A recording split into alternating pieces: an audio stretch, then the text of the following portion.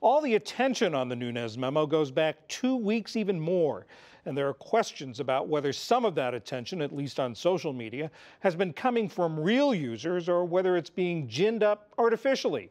William Brangham has more. In the days leading up to the release of that controversial Nunes memo, there was a hashtag on Twitter called Release the Memo that became hugely popular on Twitter.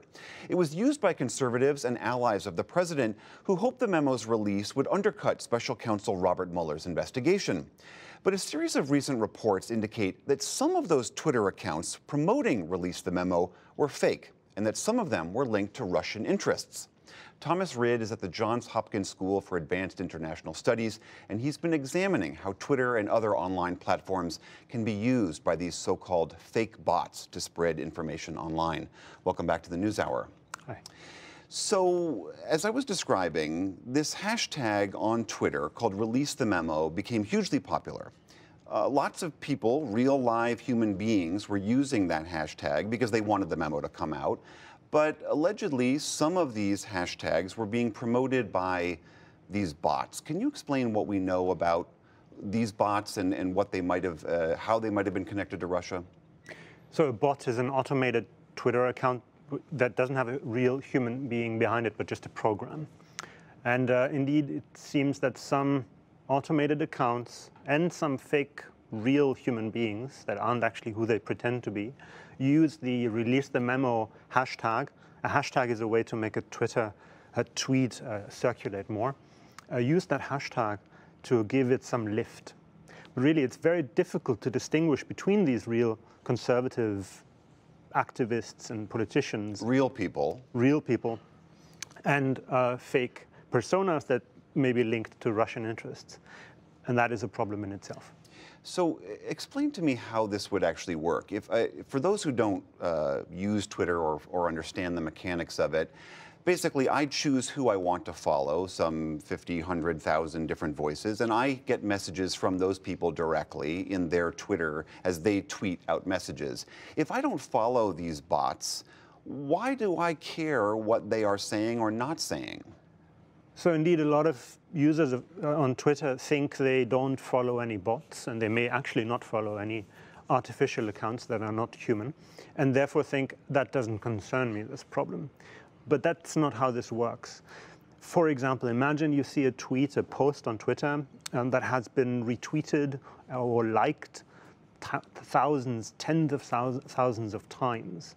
You never check whether these retweets, which make something appear very important and viral, whether they're actually real or not.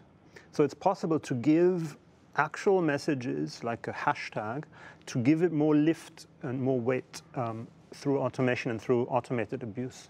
Now, it's like fake applause for a comedian. He plants people in there to clap or laugh extra hard, and it makes him seem funnier, at least to the audience, than he really might be. Absolutely, except it's not just the specific line that the comedian talks about that can be amped up and amplified. It can be other messages that sort of filter up very slowly out of the vastness of all the Twitter posts and Twitter messages. So Twitter, in fact, is a huge part of this problem here.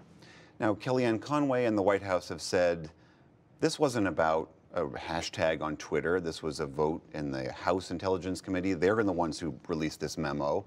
What is the evidence that exists, if any, that this was some coordinated campaign by non-American actors? So Russian, and in the Cold War, it was Soviet, of course, including East German and others, information operations and active measures was the term of art, always exploit existing conflicts. They exploit existing cracks in our political system and then exacerbate these cracks and drive wedges into them. They don't create new conflict, which is a really important insight. It's not a distinction between fake and real, because they take a real conflict and make it worse.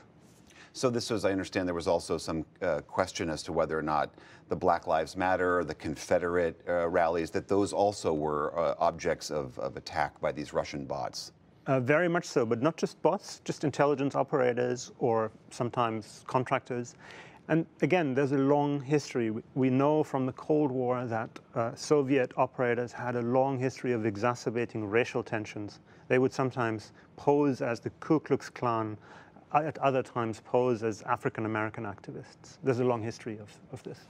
I know you have been very critical of Twitter and other social media platforms, arguing that they could do more to stem this kind of fake messaging. What would you like them to do? For example, Twitter gives the same level of privacy protection to you and possibly your children that it gives to Russian bots and fake accounts. That is just not okay. So Twitter refuses to make that distinction and refuses to point out abuse, fake bot accounts to its own users.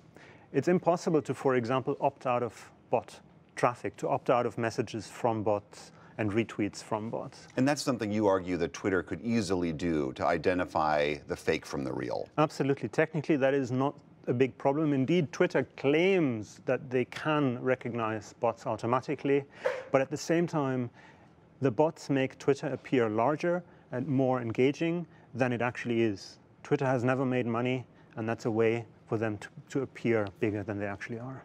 Thomas Rid, thank you very much.